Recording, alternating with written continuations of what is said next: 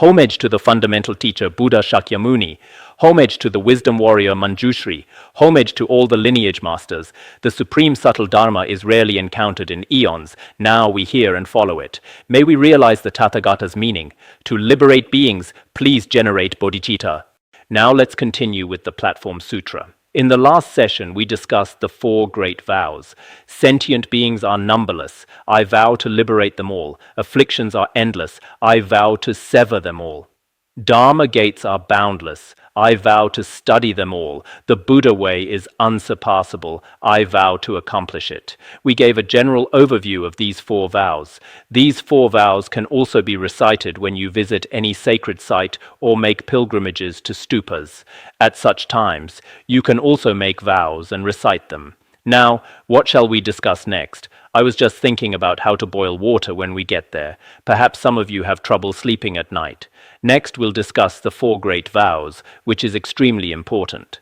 Let's continue right away. Good friends, now that you have taken the 4-fold vow, I will transmit to you the formless 3-fold refuge precepts. The 6th Patriarch went on to tell his 4-fold assembly of disciples. We have already taken the 4 great vows. After completing this, the 6th Patriarch then transmitted the formless refuge precepts to all the good friends. Our usual refuge ceremony could be considered taking refuge with form. Here, the Chan school uniquely transmits what is called the formless refuge precepts. All that has form is illusory. This is also taught in the Diamond Sutra. Truly, from the ultimate perspective, anything with form, attachment, or conceptual elaboration is not ultimately real. It belongs to the conventional level, illusory and merely imputed. Therefore, in the process of transmitting refuge, there are also common vehicles, such as the refuge practices of the Shravakayana and the Mahayana Sutra tradition, taking refuge in the 3 jewels in this manner. There are also certain formless refuge methods in Vajrayana, or the formless refuge discussed here in the Chan school. The wording and rituals are essentially the same, but the content they address is more profound. So when studying the Chan school, some points may not perfectly align with certain Sutrayana teachings, but in reality there is no contradiction whatsoever. This point applies to studying both the Chan school and Vajrayana. In Vajrayana, there are many such profound views and practices. These practices were not explicitly explained by the Buddha in certain Sutrayana scriptures, but we cannot simply discard or reject them because certain Sutrayana scriptures don't directly mention them. That would be completely unreasonable.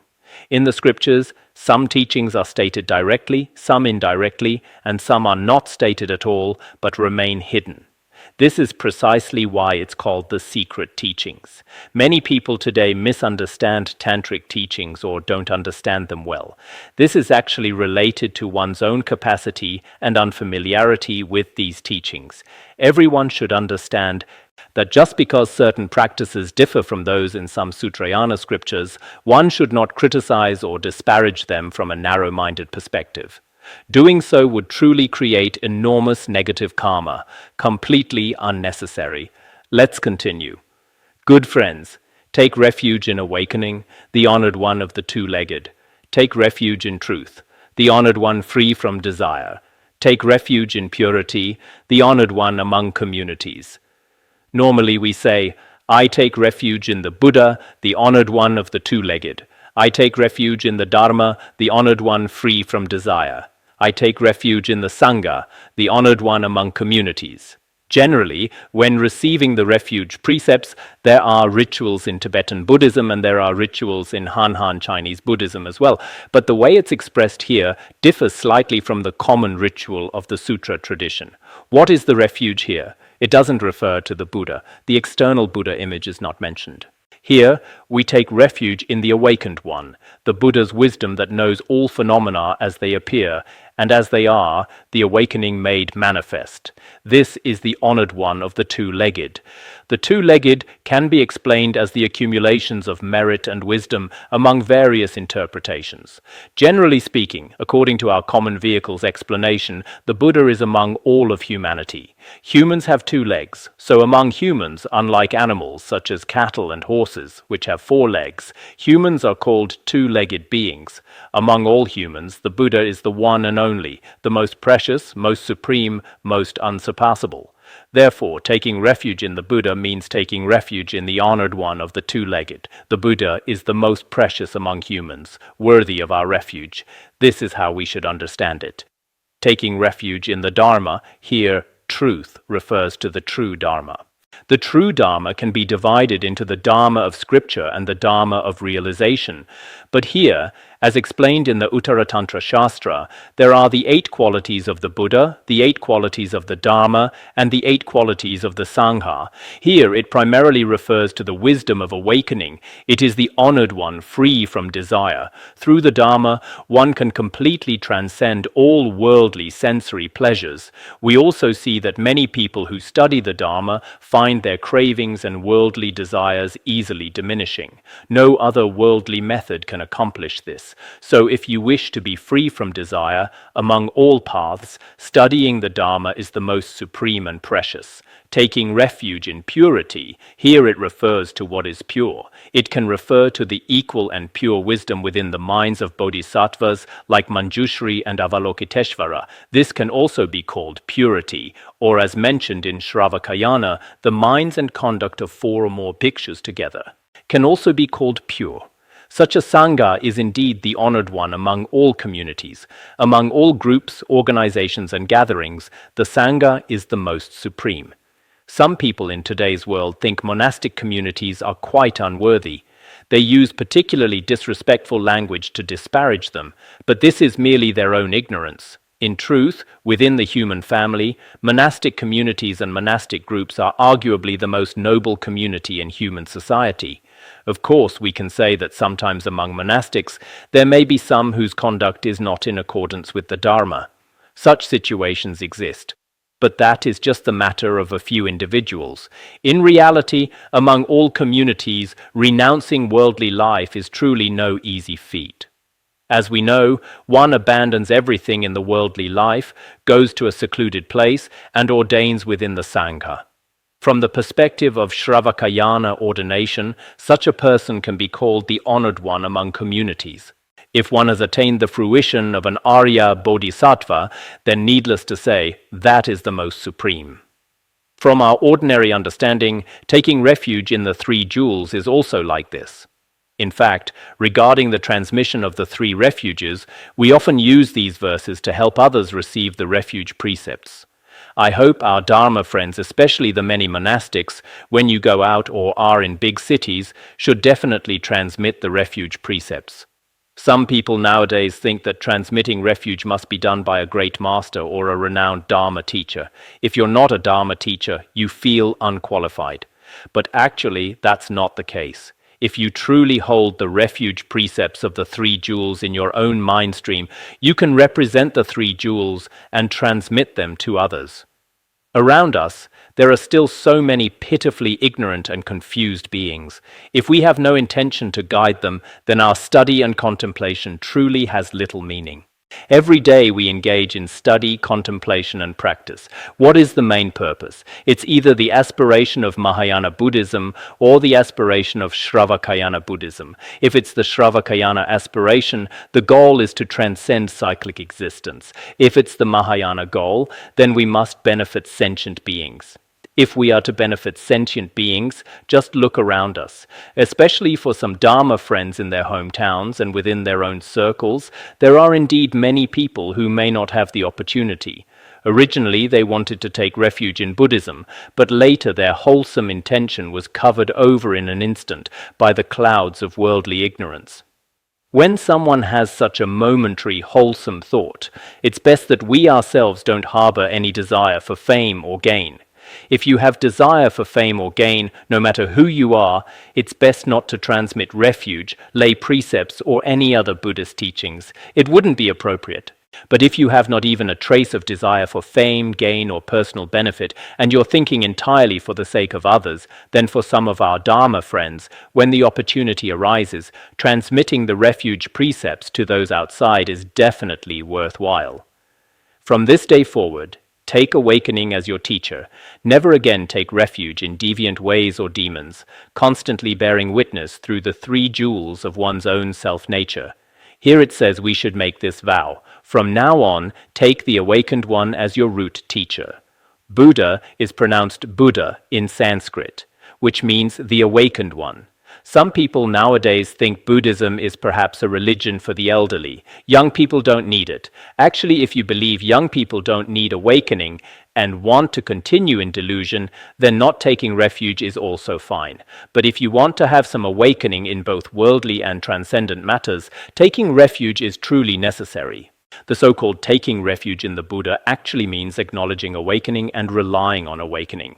In fact, when students rely on teachers compared to the student, the teacher has a kind of awakening.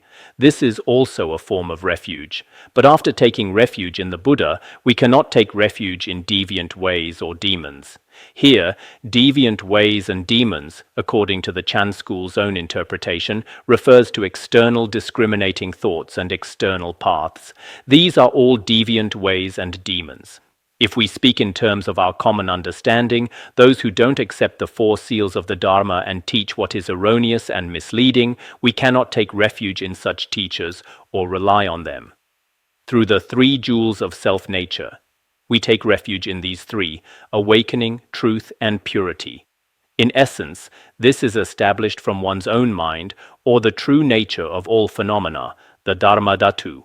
From this perspective, constantly bearing witness through the three jewels of one's own self-nature. I urge all good friends to take refuge in the three jewels of your own nature. The Buddha is awakening, the Dharma is truth, the Sangha is purity. He urges all good friends to take refuge in the three jewels of their own nature. Taking refuge in the Buddha, in reality, we take refuge in the awakened one. Taking refuge in the Dharma, what are we taking refuge in? It's not something else. We're not taking refuge in a book or a Buddha statue. The so-called Dharma is that which is unmistaken, without any error. Such knowledge, such spirit, such thought. This is the Dharma. The true meaning of Dharma is thought that is without any error, completely correct. This is called taking refuge in the Dharma. Taking refuge in the Sangha means completely pure, without any selfish mind, without defiled mind and conduct. This is the Sangha. Therefore, we take refuge in these three: awakening, truth, and purity.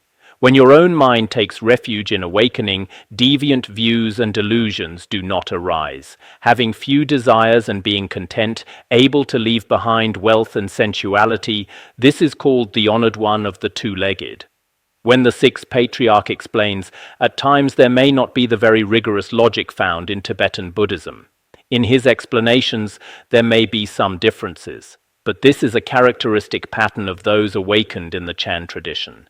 When our own mind takes refuge, taking refuge in the Buddha of our own nature, we are free from all deviant views and delusions, and we become one with few desires and contentment, eliminating craving and attaining the fullness of wisdom, and we leave behind wealth and sensuality. This is the honored one of the two-legged. In his explanation here, why does he speak of awakening? The earlier part is quite profound. The latter part may be more like ordinary worldly wisdom, but explaining it this way should also be acceptable, right? When your own mind takes refuge in truth, thought after thought is free from wrong views. Because there are no wrong views, there is no ego pride, craving, or attachment. This is called the honored one, free from desire.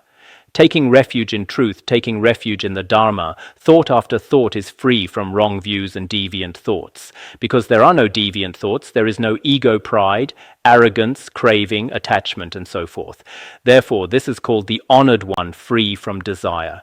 Among all conceptual thoughts, through taking refuge in the Dharma, one has left these behind. When your own mind takes refuge in purity, amid all dust and toil, all realms of desire, your self-nature remains unstained. This is called the honored one among communities. After taking refuge in the Sangha, all adventitious defilements, all worldly dust, toil, and desires cannot stain the inherently pure nature whatsoever.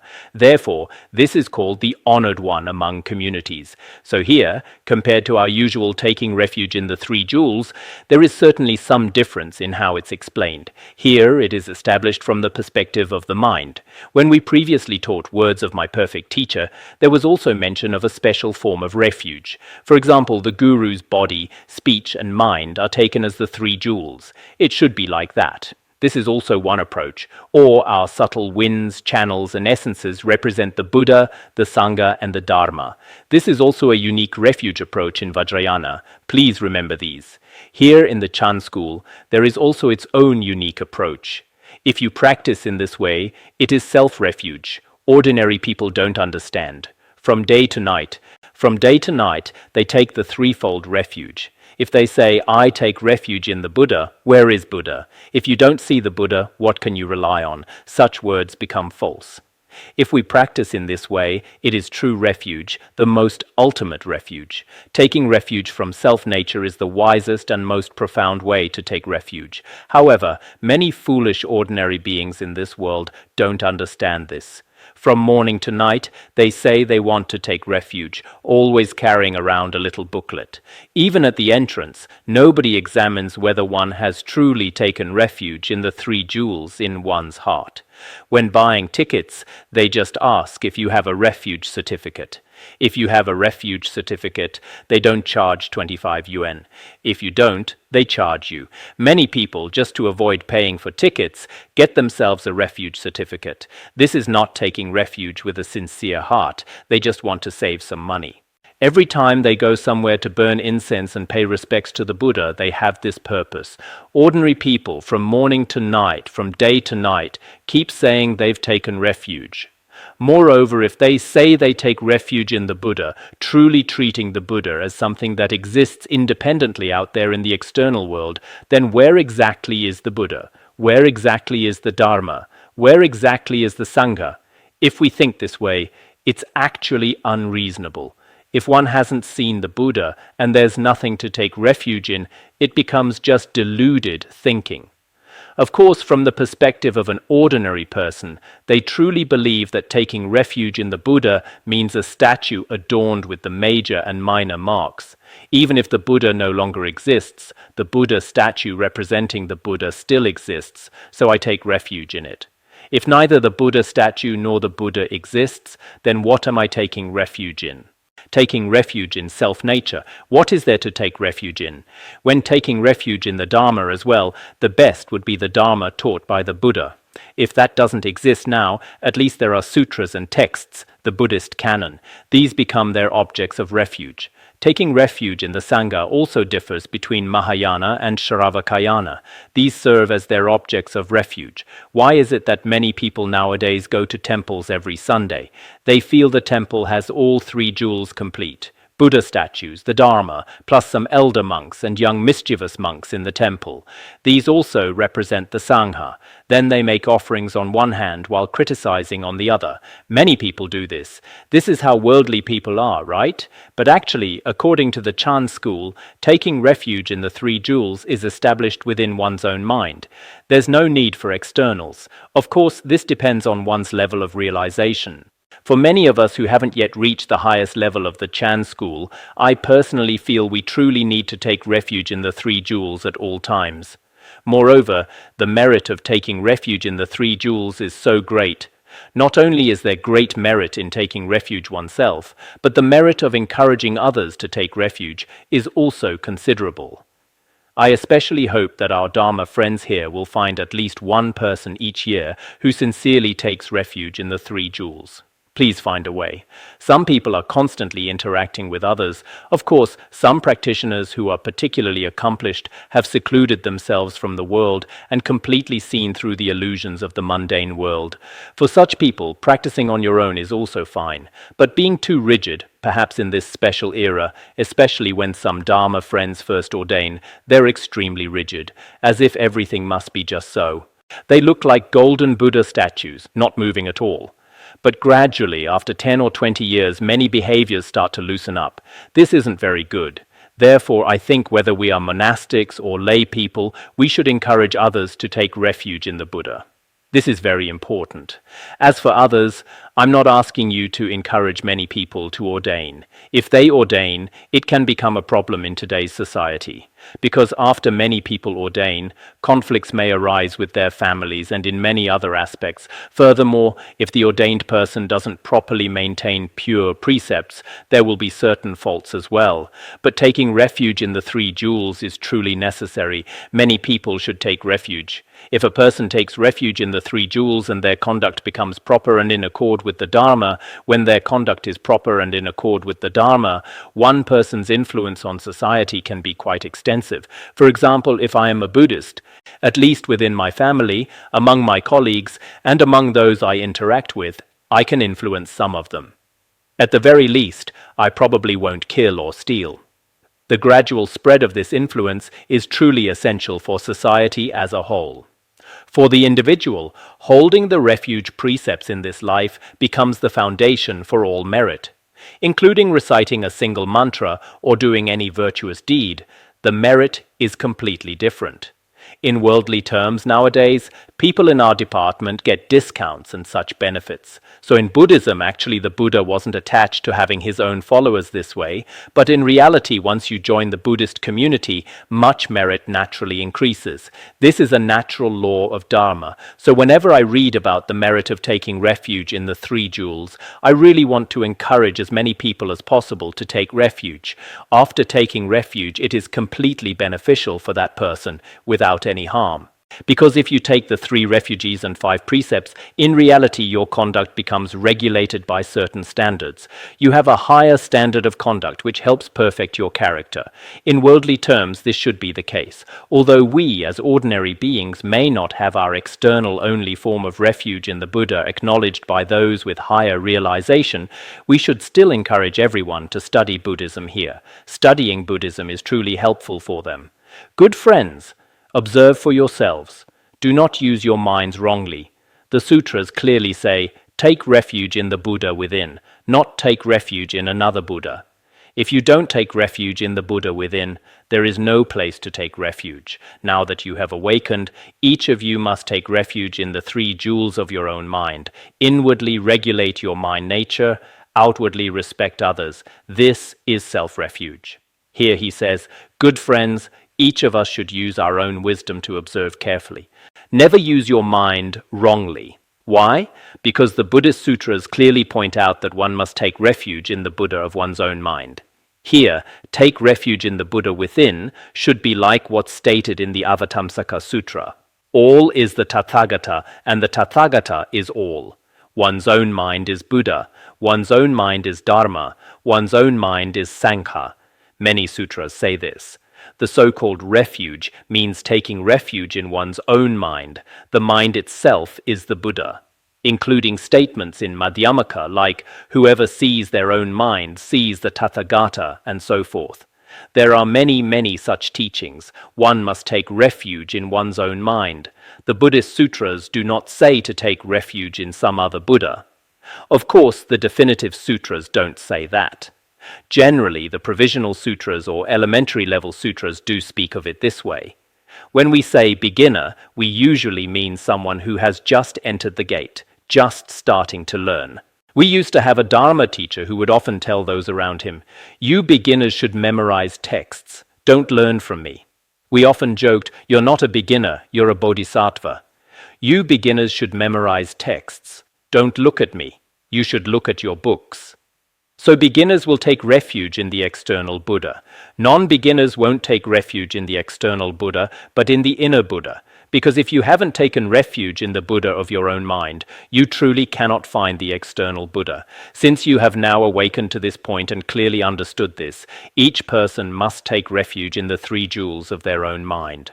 In the process of taking refuge in the 3 jewels of your own mind, if you have taken refuge in the original face of your own mind, the so-called refuge, the one who takes refuge and that which is taken refuge in, when you completely realize their non-duality, this is called refuge. For example, when we prostrate, there is the prostration of the superior, the middling, and the inferior. There are 3 methods. For the prostration of the superior, the object of prostration, the one who prostrates, and the act of prostration, All three are empty of inherent existence. Refuge is also like this. The refuge of the superior is completely recognizing one's own true nature. This is the most definitive refuge. So inwardly, regulate your own mind nature, but outwardly, still accord with others. One's own view should be as high as the sky, but conduct should be as fine as powder. One should carefully discern cause and effect. In my own mind, it's as if there's no one who takes refuge or object of refuge. The three jewels have completely revealed themselves as one's own mind. I've already recognized my own true nature. This is the highest, most unsurpassable form of refuge. But my external conduct is not about disregarding others or being indifferent to everything. In fact, for great masters, the higher their inner realization, their devotion, respect and reverence toward others, these behaviors are completely different from ordinary arrogant and conceited people like us. This can be seen in the words and conduct of many great masters. Outwardly respect others. This is self-refuge. The above discusses taking refuge in the three jewels. According to the unique methods of the Chan school for taking refuge, if you understand certain principles unique to Vajrayana, these two can completely resonate with each other. They can be mutually complementary. We can explain it this way. Next, the sixth patriarch continues. Good friends, now that you have taken refuge in the three jewels of your self-nature, concentrate your minds. I will explain to you the Buddha of the three bodies within the one essence, so that you may see the three bodies and clearly awaken to your own self-nature. The sixth patriarch continues. Now that we have previously taken refuge in the three jewels of our own mind, each of you should concentrate wholeheartedly to receive and study. I will continue to explain to everyone the Buddha of self-nature as three bodies within one essence.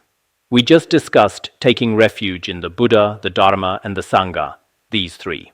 Now, within this very mind of ours, the Sambhogakaya, Nirmanakaya, and Dharmakaya, these three bodies can be established as different aspects within one essence.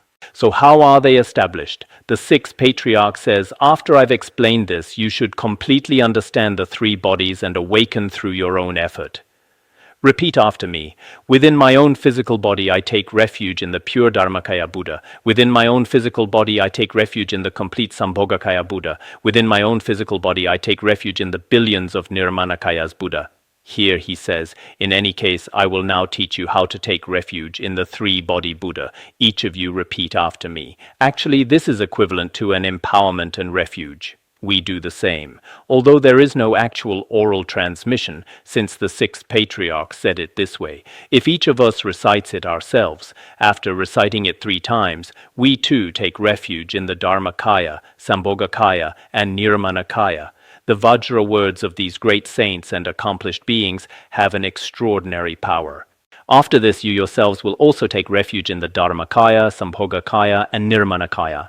Through our own physical body, we take refuge in the pure Dharmakaya. Through our body, we take refuge in the complete Sambhogakaya Buddha. Through our body, we take refuge in the Buddha who can manifest in this Saha world billions upon billions of emanations. This is the Nirmanakaya Buddha.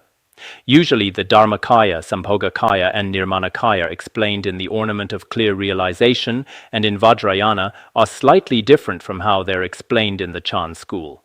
When we later teach the Ornament of Clear Realization, in the final section on the Dharmakaya, all three bodies will be explained. The Uttaratantra Shastra also explains the three bodies. The explanation there differs somewhat from here, but actually either approach should work. The pure Dharmakaya is Vairocana Buddha. The complete Sambhogakaya is Lokana Buddha. The billions of Nirmanakayas is Shakyamuni Buddha. This also frequently appears in certain rituals and teachings of Han Chinese Buddhism. According to the general meaning of the sixth patriarch, there are such rituals that are quite similar.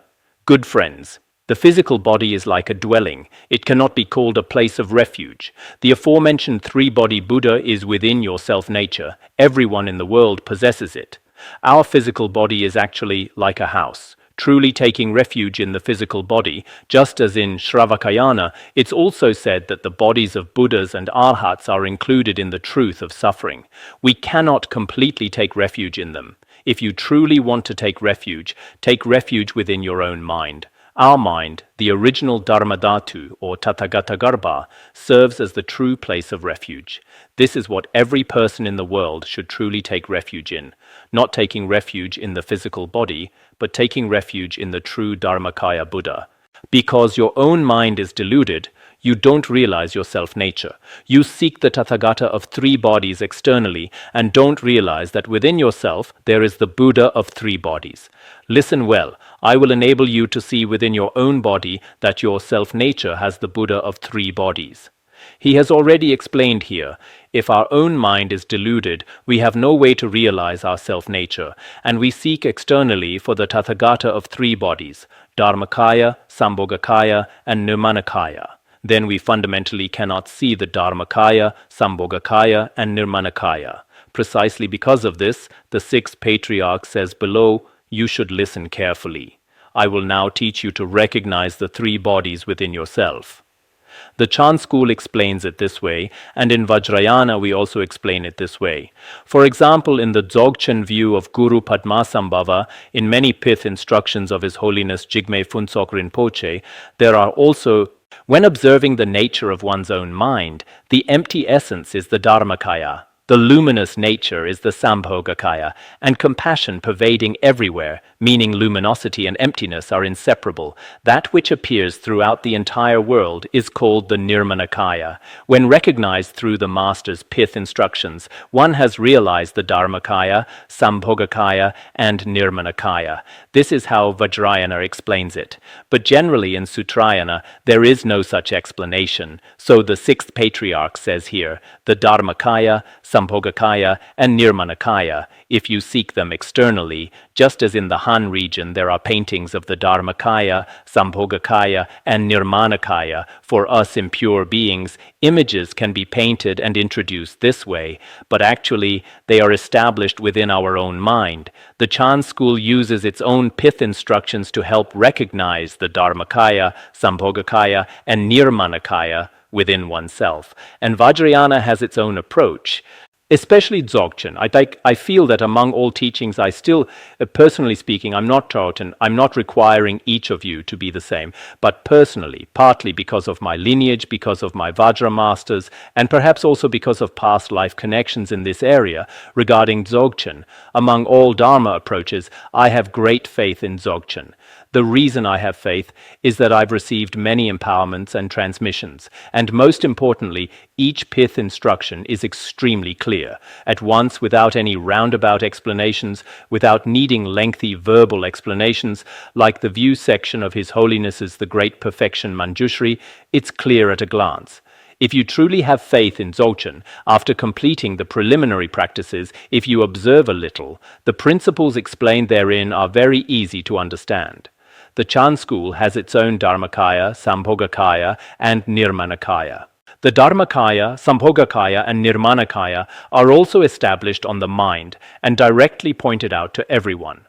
Although the Chan school doesn't speak in the same way as in Vajrayana, where the Vajra master points out to the disciple, the luminous aspect of your mind right now is the Sambhogakaya. They don't explain it quite like that. But actually here, it is also a form of direct pointing pith instruction for us. The pith instructions of Guru Padmasambhava, especially Jigme Lingpa's Great Perfection of Supreme Wisdom. I just finished translating it last year. In it, there's a specific explanation of the direct pointing to the Dharmakaya, Sambhogakaya, and Nirmanakaya. It's very extensive. The metaphors used are different from here, but actually some pith instructions share similarities. Whatever texts the ancient saints have left us, many of us don't observe the mind. But if we do observe the mind, actually this mind nature that has been exhausted through cyclic existence can find rest in a very short time. This Buddha of three bodies arises from self-nature. It is not obtained from outside. These three bodies, Dharmakaya, Sambhogakaya, and Nirmanakaya, arise from our self-nature. Here, self-nature and own mind actually mean the same thing. The original nature of mind can also be called within one's own mind, or from the level of dharmata. The essence of all phenomena can also be called self-nature. It arises from self-nature. We don't obtain a Dharmakaya, Sambhogakaya, and Nirmanakaya from outside. It's not like we pray, and finally it flies in from somewhere far away. It's not like that. What is the pure Dharmakaya Buddha? Next, he explains each separately. First, what is the Dharmakaya? Actually, many people in the Han region nowadays don't understand at all what the Dharmakaya is, or what the Sambhogakaya is. Some people say the Dharmakaya and Sambhogakaya are substantially different, including some quite famous scholars. They also sometimes make statements that are laughable during their research. They probably haven't thoroughly studied the profound teachings of Buddhism. They just read some Buddhist books and then became famous. Once they have some fame, they feel that whatever they say should be truth. But actually, that's not necessarily so. When measured against the sutras and treatises, whether a wise person says something wrong or a foolish person says something wrong, it's still wrong. And when a wise person says something wrong, the fault is even greater, and the laughter from others is even louder. What is the pure Dharmakaya Buddha? The nature of all people in the world is originally pure. All phenomena arise from self-nature. First, when explaining the Dharmakaya, the original face of everyone's mind in the world, the essence of the mind, is pure. All phenomena, as explained in Sutrayana, arise from self-nature. When you think of all evil things, evil actions arise. When you think of all good things, good actions arise. Thus, all phenomena within self-nature are like the sky that is always clear, the sun and moon always bright. When floating clouds cover them, above is bright while below is dark. When suddenly wind blows and scatters the clouds, above and below are both bright, and all phenomena appear. The nature of worldly people constantly drifts like those clouds in the sky. All phenomena are originally pure, but from within this purity, things can also arise. In this way, when we contemplate everything, if we think of evil, our actions will also be evil. If we think of good, our actions will also be good. Sometimes here he presents very ordinary principles, and sometimes very profound ones. Perhaps this rising and falling of different levels is a unique characteristic of the Chan school. Regardless, he says, if we think good, our actions are good. If we think evil, our actions are evil. Among all phenomena, self-nature, whether good or evil. As we mentioned before, whether good, evil, or neutral, everything is within self-nature. Just as the sky is perpetually clear and the sun and moon are perpetually bright, it's just that in between some floating clouds have covered them. After this happens, although the sky is clear and the sun and moon are bright, because the floating clouds have covered them, above the clouds, the sky, sun, and moon are all bright, but below it's completely dark. There's nothing to be done.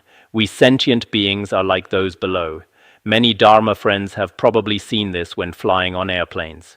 When it's raining below, actually just slightly above, if you go even higher, the sky is still very clear. The sun and moon appear bright. Above is bright, below is dark. If wind suddenly blows, the clouds scatter. Once the clouds scatter, above and below are both bright, and all things appear. These worldly discriminating thoughts are like floating clouds. And these floating clouds have completely covered our self-nature, although they are adventitious in nature. Here, compared to recognizing Dharmata in Tibetan Buddhism, there's a slight difference. In Tibetan Buddhism, in the pith instructions of some masters, when recognizing Dharmata, the nature of this mind is originally emptiness, without separation or union, without arising or ceasing.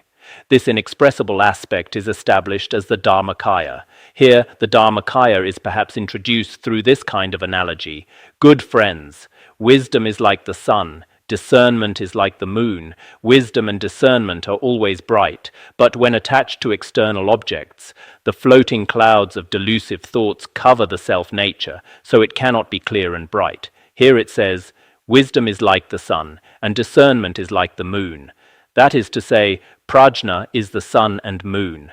The light of this sun and moon of prajna is actually intrinsically luminous.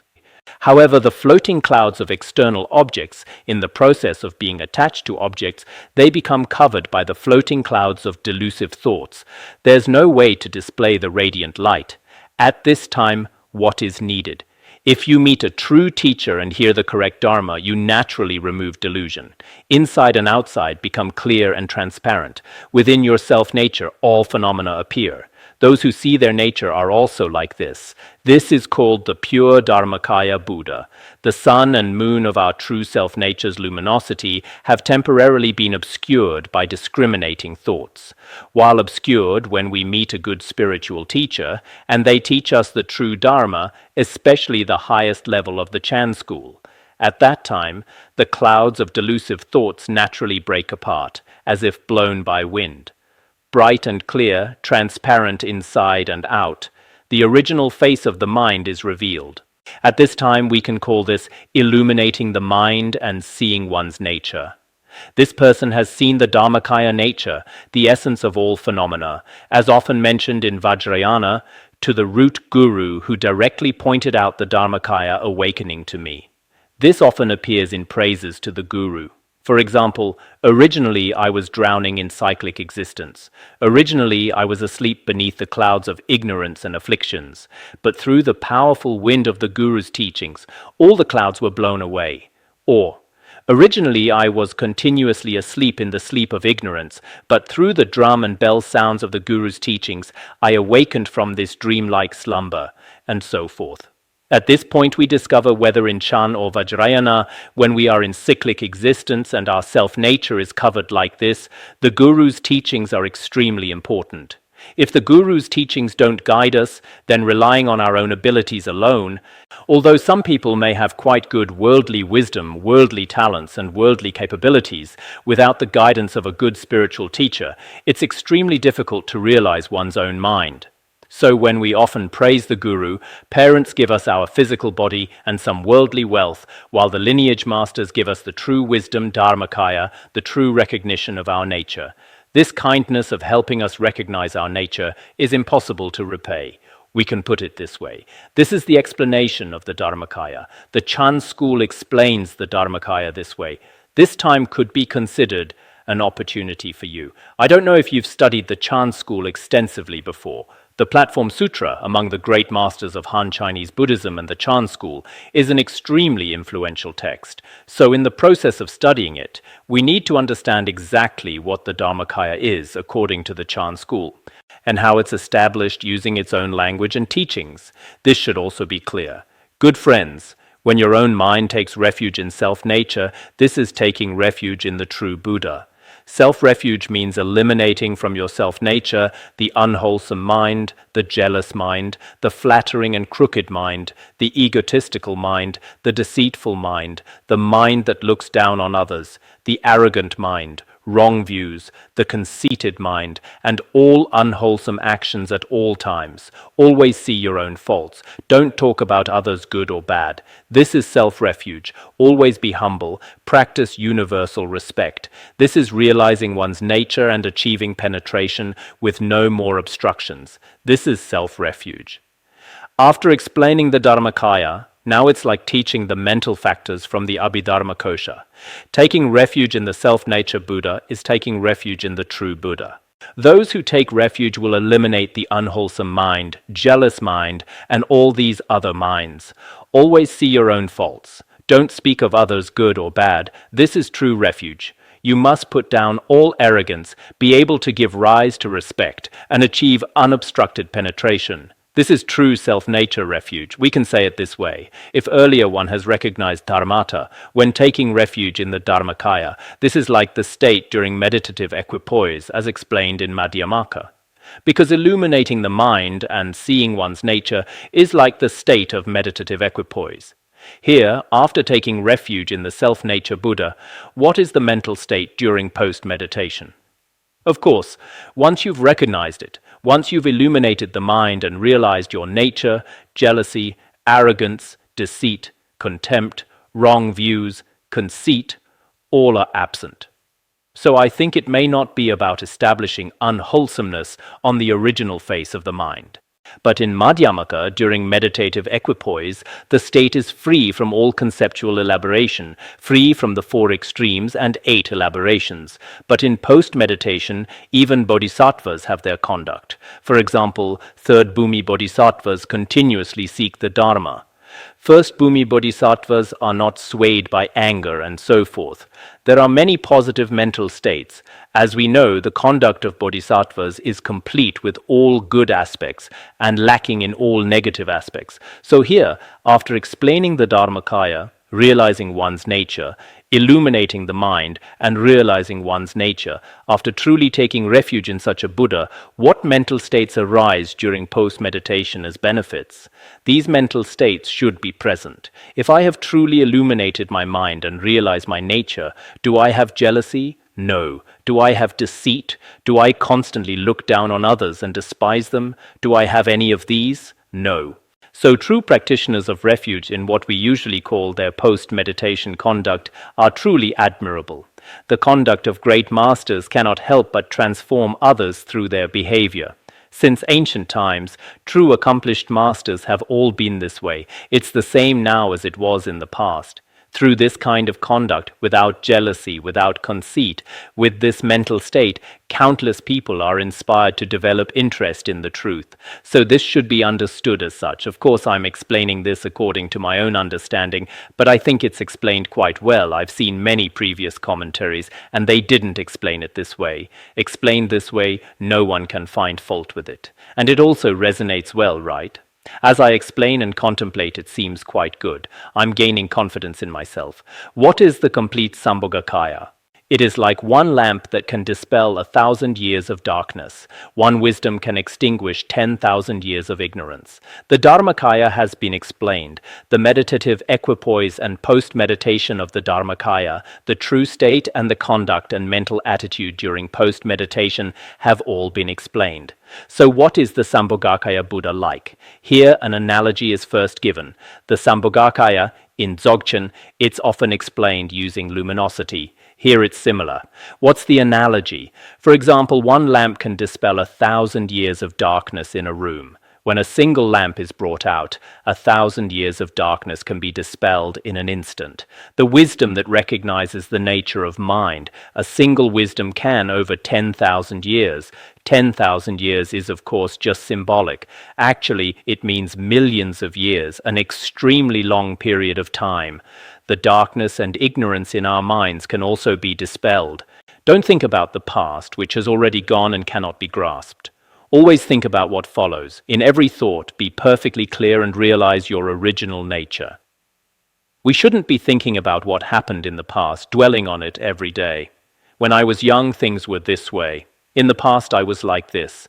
There's no need, because the past cannot be grasped. If you want to think about something, think about what comes after. Each future thought, each mental state, moment by moment, observe them well with complete clarity. At that time, you will discover the nature of your own mind, because the past mind is already gone. In Vajrayana, we often say this too. If you want to observe the present mental state or the future discriminating thought. At the moment when it's about to arise but hasn't yet arisen, when observing your mental state, you recognize the nature. There is such a teaching. Good and evil may differ, but their nature is not two. This non-dual nature is called the true nature. Within this true nature, unstained by good or evil, this is called the complete Sambhogakaya Buddha. If from self-nature one evil thought arises, it destroys 10,000 kalpas of good causes. If from self-nature one good thought arises, evils numerous as Ganges sands are eliminated, straight to unsurpassed Bodhi. In every thought, see for yourself. Don't lose the original thought. This is the Sambhogakaya.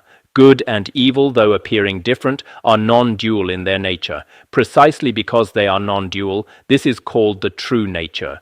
Good and evil are like this. Light and darkness are the same. Everything, black and white, is the same.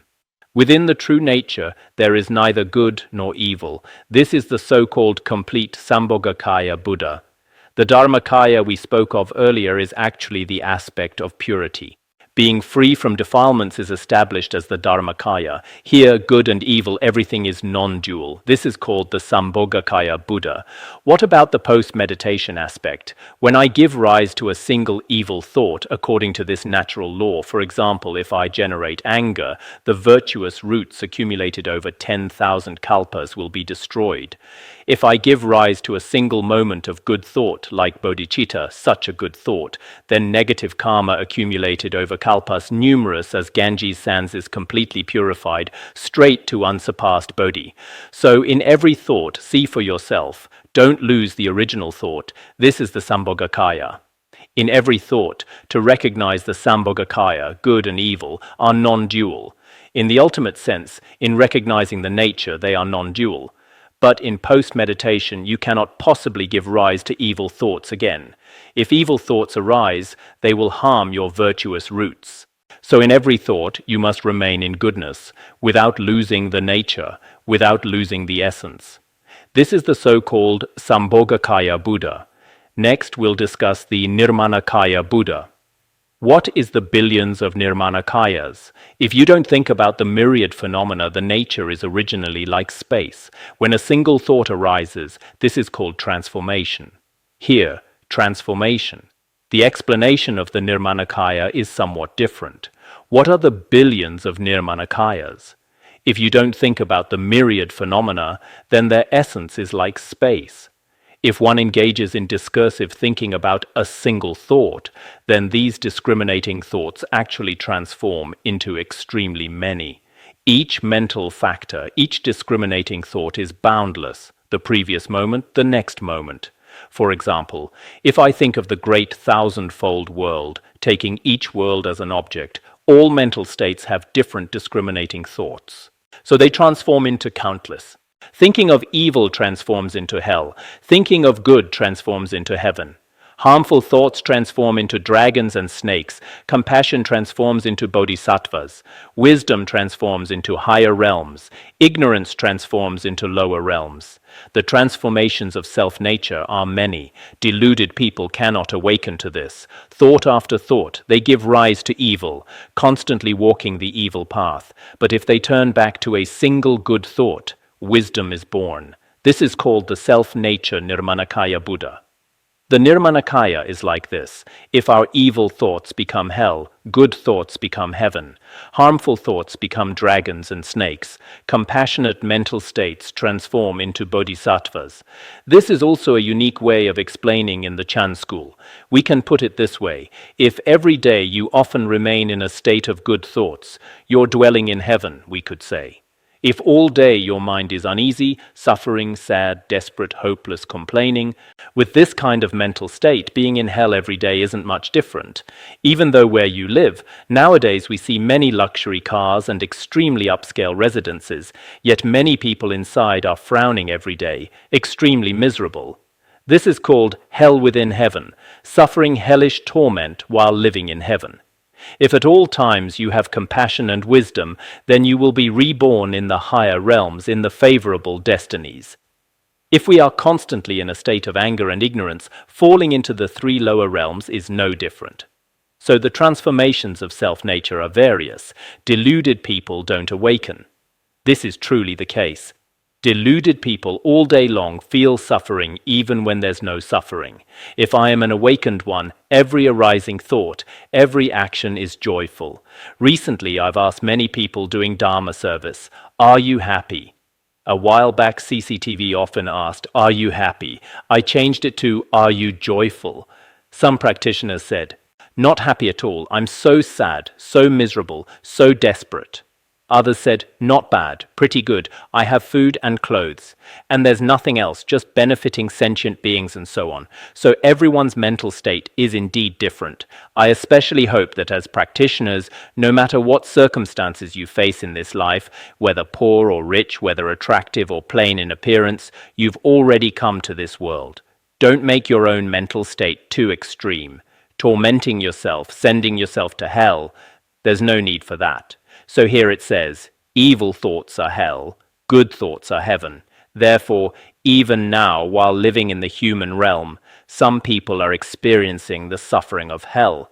Others are experiencing the joy of heaven. Which is it? You don't need anyone else to judge, and you don't need to ask any dakinis, gurus, or tulkus. Actually, many people, some may not really know, they're also just speculating. This is called the self-nature nirmanakaya. Alright, let's stop here for today.